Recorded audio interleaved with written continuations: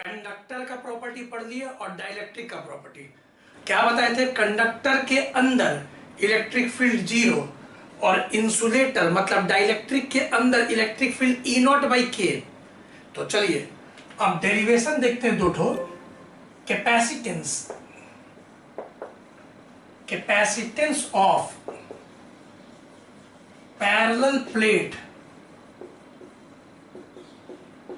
Capacitor. कोई बच्चा बोलेगा ये तो पढ़ा दिए सर।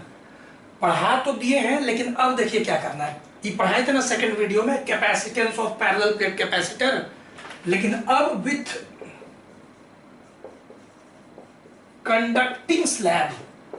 कंडक्टर का स्लैब रख देंगे, ठीक है, कंडक्टर का स्लैब रख देंगे। तो आप क्वेश्चन को समझिए। क्वेश्चन क्या है कि सबसे पहले कोई पैरेलल प्लेट कैपेसिटर है। इमेजिन कीजिए पैरेलल प्लेट कैपेसिटर है। याद आ रहा, बीच में पहले सोचिए कि एयर फील्ड है, मतलब कि बीच में क्या चाहिए, तो हवा है भाई। तो बताए थे कि एक पे पॉजिटिव चार्ज था और आमने सामने नेगेटिव चार्ज था। तो इस पे हम लोग लिखते थे सिग्मा और इस पे लिख देते थे माइनस सिग्मा। याद आ रहा है ना। पैरेलल प्लेट कैपेसिटर क्या कैपेसिटेंस आया था सेकंड वीडियो में, epsilon naught A by D. तो the capacitance of parallel plate capacitor, तो इसको बोलते हैं एयर फील्ड, क्योंकि बीच में कुछ नहीं है, हवा है। अभी बस ऐसे पैरेलल प्लेट है, बीच में कुछ नहीं है तो हवा है, तो इसको बोलते हैं air field. Air field parallel plate capacitor is क्या है था, सी नॉट मान लिए। सी नॉट कैपेसिटेंस है जब दोनों प्लेट के बीच में क्या है, हवा है। और ये हम लोग सेकेंड वीडियो में निकाले थे epsilon naught A by D. ये आप देख सकते हैं पीछे। एप्सिलॉन ठीक से लिखिएगा, एप्सिलॉन नॉट परमिटिविटी, ए क्या था एरिया, डी क्या था डिस्टेंस। डी क्या था डिस्टेंस, दोनों प्लेट के बीच का डिस्टेंस। अब क्वेश्चन सुनिए। अब क्या है ना कि इन दोनों प्लेट के बीच में कोई स्लैब ले लिए और उस स्लैब का एरिया, इधर वाला जो फेस एरिया है इसके बराबर होना चाहिए, जो प्लेट का फेस एरिया है उसी के बराबर। और मान लीजिए कोई मेटल का है, कॉपर एल्युमिनियम, और इसको बीच में रख दिए और इसका थिकनेस टी है। तो देखिए कैसे इसको बीच में रख दिए। तो इसको हम लोग मान लीजिए एक कंडक्टिंग स्लैब है और मन में 3D सोचिए, सामने से आपको 2D दिखेगा, 2D 2 डायमेंशन टी थिकनेस का। अब ये इसका थिकनेस है आपका टी, आई होप कि दिख रहा होगा। अब टी थिकनेस का कंडक्टर रख दिए, कंडक्टर रखे हैं, इसके बाद इंसुलेटर भी रखेंगे, दो केस है। तो पहले क्या रखे, कंडक्टिंग स्लैब। अब सब जानता है कंडक्टर के अंदर फ्री इलेक्ट्रॉन होता है। अब इन दोनों प्लेट के बीच में इलेक्ट्रिक फील्ड होगा। अब ब्लैक कलर से बनाते हैं, इलेक्ट्रिक फील्ड होगा, external electric field E not.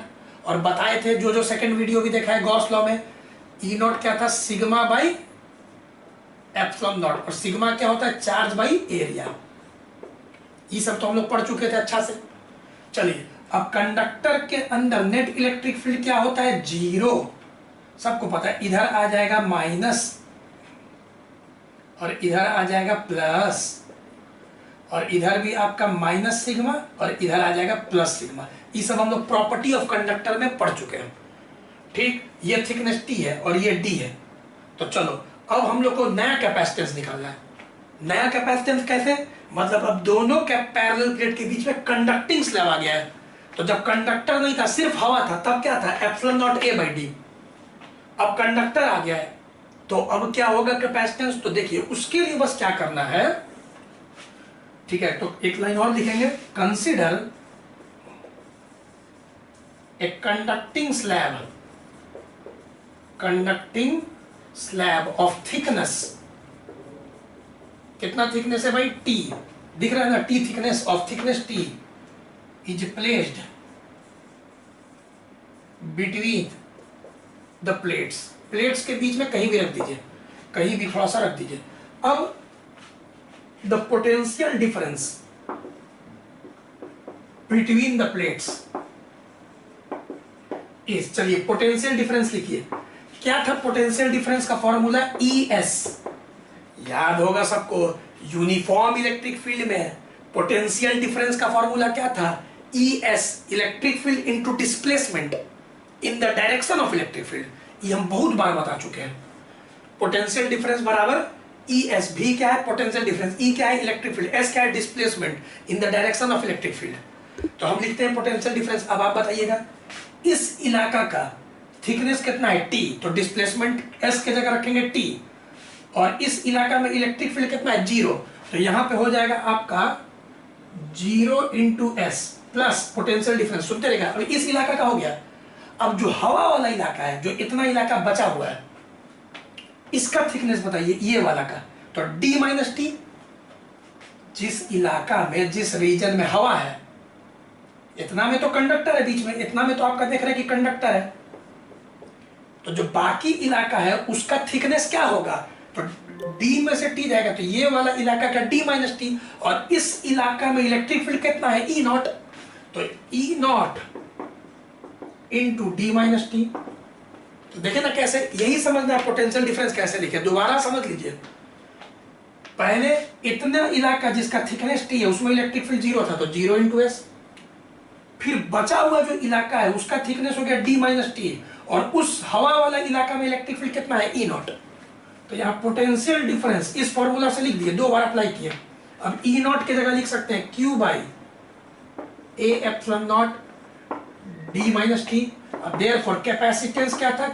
Q by V। याद है ना मास्टर फॉर्मूला, Q बराबर CV, तो C बराबर Q बाई V। अब V को वैल्यू रखिए, तो Q बाई, ये Q अपने जगह पे, अब ये V का वैल्यू उठाइए, रखिए नीचे, Q by A epsilon not D minus T. Arrange करिएगा तो ऐसे हो जाएगा, एप्सिलॉन Q कट गया, epsilon not A divided by D minus T. ये आपका फाइनल रिजल्ट आ गया, epsilon not A D minus T. तो अगर सिर्फ हवा था तब क्या था? Epsilon not A by D। लेकिन अगर कंडक्टर रख दिए T थिकनेस का, तो epsilon not A by D minus T. अब बताइए, डिनोमिनेटर कम हो गया, पहले सिर्फ D था, अब D माइनस टी है, तो डिनोमिनेटर कम हो गया, तो कैपेसिटेंस बढ़ गया। ध्यान से सोचिएगा, तो ये जो C आया है C नॉट से बड़ा आया है, C नॉट से C बड़ा आया है, मतलब नया कैपेसिटेंस बढ़ गया है। ठीक, इसका एक स्पेशल केस भी है। देखिए ना कितना इजी था, यहाँ पे तो बस देखिए क्वेश्चन को समझाया, थ्योरी है, बस पोटेंशियल डिफरेंस निकाल दिए, मास्टर फॉर्मूला में रख दिए, आंसर आ गया। पोटेंशियल डिफरेंस निकाल दिए, मास्टर फॉर्मूला में रख दिए, आंसर आ गया। बहुत सिंपल है। अब चलिए, इफ T बराबर D, इसका मतलब ये जो थिकनेस है, मान लीजिए ये जो है इसका थिकनेस पूरा D के बराबर हो जाता, मतलब पूरा भर जाता बीच में कंडक्टर, ठीक है ना, एकदम दोनों प्लेट को छू देता एकदम, और D और T दोनों बराबर हो जाता। तो जब D और T दोनों बराबर हो जाता, तो T के जगह भी रखिए D कट के 0, epsilon not A D minus D, मतलब कि नीचे हो जाएगा 0, तो epsilon not A by 0, anything divided by 0 is undefined, infinity. इसका मतलब कैपेसिटेंस अनडिफाइंड हो जाएगा, इंफिनिटी हो जाएगा। ठीक है, तो ये एक आपका केस हो गया। अब हम लोग क्या करेंगे?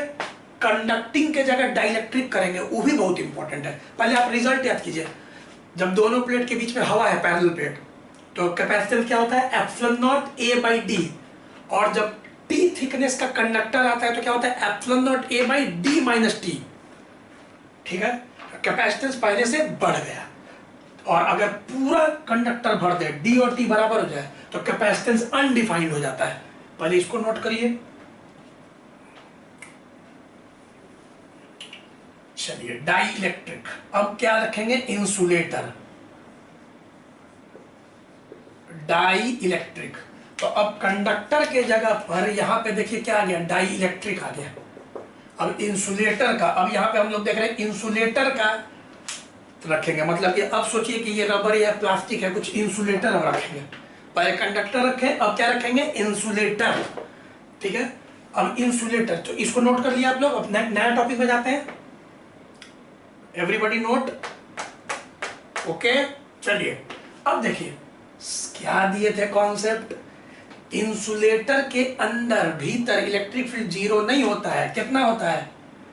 External electric field E naught divided by K. E naught by K क्या था? Dielectric constant. हर इंसुलेटर का एक कांस्टेंट होता है, वो दिया रहेगा सवाल में, डाई इलेक्ट्रिक कांस्टेंट। जैसे प्योर वाटर का 81 अधिकतर बुक लिखता है। चलो ये सेम रहेगा। अब यहाँ कंडक्टिंग के जगह पे यहाँ पे आप कर दो, एक चीज हम तो और चेंज करेंगे, यहाँ आई आ जाएगा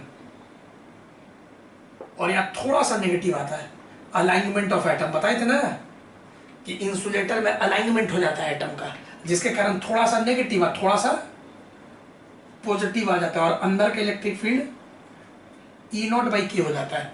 एक चीज फिर बोलेंगे, बार बार बोलते हैं, एप्सिलन लिखिएगा तो सी लिख के ऐसे पेट काट के एप्सिलन नॉट, और ई लिखिएगा तो ठीक से लिखिएगा कैपिटल। इलेक्ट्रिक फील्ड ई है और एक परमिटिविटी है, तो दोनों को थोड़ा सा ठीक से हैंड राइटिंग ठीक रखिएगा। ई इलेक्ट्रिक फील्ड नहीं है, परमिटिविटी है, epsilon naught A by D. तो बहुत बार बोल रहे हैं ऑनलाइन, तो तुम लोग बार बार देखते हो यार। अब डाई इलेक्ट्रिक, तो चलिए डाई इलेक्ट्रिक स्लैब रख दिए बिटवीन द प्लेट्स, यहां तक सब सही है। अब चलिए बताइए, अभी भी जो खाली इलाका है उसमें इलेक्ट्रिक फील्ड ई नॉट है और थिकनेस क्या हो गया? डी माइनस टी, तो ई ठीक है, लेकिन अंदर अब इलेक्ट्रिक फील्ड जीरो नहीं है। कितना बच्चा समझ जाएगा? अंदर इलेक्ट्रिक फील्ड अब ई नॉट बाई के है। तो यहाँ पे अब अंदर ब्लू कलर से लिखते हैं ताकि तुमको समझ में आए चेंज क्या कर रहे हैं। अब यहाँ इलेक्ट्रिक फील्ड जीरो नहीं है, ई नॉट बाई के है। के क्या है? Dielectric constant. हर इंसुलेटर का एक कांस्टेंट होता है। चलो अब यहाँ से ई नॉट कॉमन ले लो, तो डी माइनस टी, समझ गए? और यहाँ पे टी लिख देते हैं डिस्प्लेसमेंट को, क्योंकि यहाँ पे अंदर का जो डिस्प्लेसमेंट है वो तो टी ही है ना, और वो तो पहले तो जीरो हो गया था। जीरो इंटू कुछ भी करोगे तो जीरो, तो पहले तो ये टर्म पूरा जीरो हो गया था। एस के जगह टी हो गया, एक्चुअली वहां पे एस लिखा गया था, पीछे सुधार लेना, पीछे एस ही लिखा हुआ था, यहाँ पे टी लिख लेना पीछे, समझाने में हो गया था। क्योंकि जीरो इंटू एस हो या जीरो इंटू टी हो तो जीरो हो गया। लेकिन अब इलेक्ट्रिक फील्ड अंदर कितना है? ई नॉट बाई के है, और थिकनेस वहां पे टी लिख दिए। अब चलो कितना बच्चा को यहाँ पे दिख रहा है? हो गया D minus T, T by के कॉमन, ई नॉट बाहर आ गया, ई नॉट का वैल्यू रख दिए। करो ना यार अरेंज, कितना आसान है पोटेंशियल डिफरेंस लिखना इस फॉर्मूला से। ये फॉर्मूला बहुत पहले ही पढ़ा दिए थे कि यूनिफॉर्म इलेक्ट्रिक फील्ड में पोटेंशियल डिफरेंस क्या होता है? E into S, electric field into displacement, displacement in the direction of electric field. तो चलो अब यहाँ पे सब बच्चा देखेगा कि ओहो सर ये तो बहुत आसानी से आप बना दिए इसी में टी बाई के। तो यहाँ पे भी हम लोग का आ गया प्लस टी बाई के। चलो पहले सुनाओ तो तुम लोग हमको। तीन फॉर्मूला क्या क्या हुआ? खाली पैरेलल प्लेट है, बीच में कुछ भी नहीं है, एयर है मतलब कि, तो epsilon naught A by D. Conductor है टी थिकनेस का, तो epsilon naught A by D minus T. और अगर इंसुलेटर है, डाइलेक्ट्रिक है, तो epsilon naught A by D minus T plus T by के। के क्या है? Dielectric constant. तीनों फॉर्मूला याद कर लो, सिलेबस का है, ठीक। अब स्पेशल केस में टी अगर पूरा इंसुलेटर भर दिया, डी और टी बराबर हो गया। चलो अभी भी कैपेसिटेंस बढ़ जाएगा डिनोमिनेटर, हाँ कैपेसिटेंस ऐसा ही लिखा हुआ है, कैपेसिटेंस फिर बढ़ जाएगा, पहले से बढ़ जाएगा डिनोमिनेटर। चलो सोच लेना। चलो आओ अब करो C epsilon naught A by D minus D plus D by K. D के जगह पे क्या किए हैं? डी रख दिए, ये डी डी कट गया, इसको अरेंज करो, के ऊपर आ गया, epsilon naught A by D दिख रहा है ना। और epsilon naught A by D क्या होता है? सी नॉट। सी नॉट क्या था? Capacitance of air field parallel plate capacitance, तो इसको लिख सकते हैं के सी नॉट। हो इसका मतलब जो कैपेसिटेंस है बढ़ गया, कितना टाइम्स? के टाइम्स। तो लिख देते हैं, पहले इसको नोट करो अच्छा से, बहुत सुंदर। कितना देखो, ई तो तुम्हारा सेम रह गया, फिर यहाँ पे लिख दिया सेकंड लाइन की डाइलेक्ट्रिक स्लैब आ गया।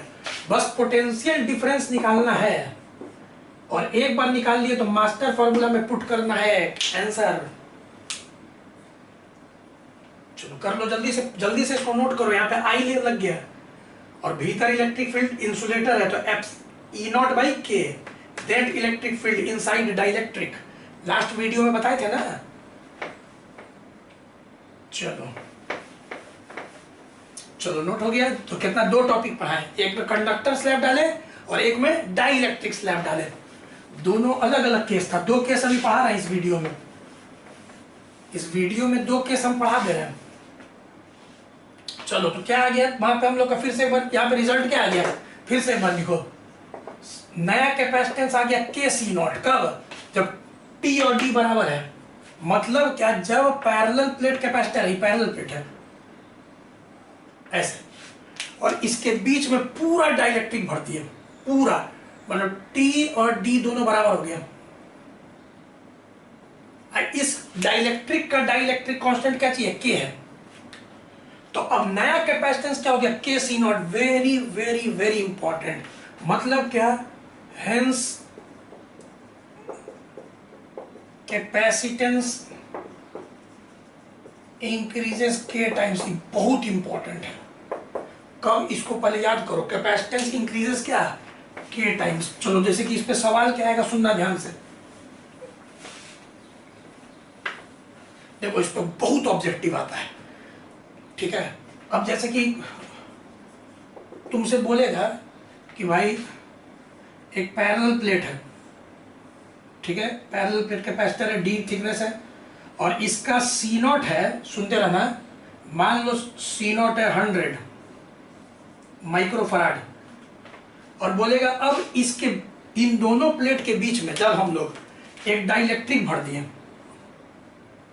एक डाइलेक्ट्रिक भर दिए दोनों प्लेट के बीच में, इस सी नॉट माने क्या, जब हवा था, तब तुम्हारा जो कैपेसिटेंस है, नया capacitance C, let us suppose वो हो गया 800। तो पहले कितना था 100, नया कैपेसिटेंस कितना हो गया 800। के बताइए, के कितना होगा, के। तो तुमको याद रखना है कि क्या बताए थे हम लोग, के कैसे निकलेगा।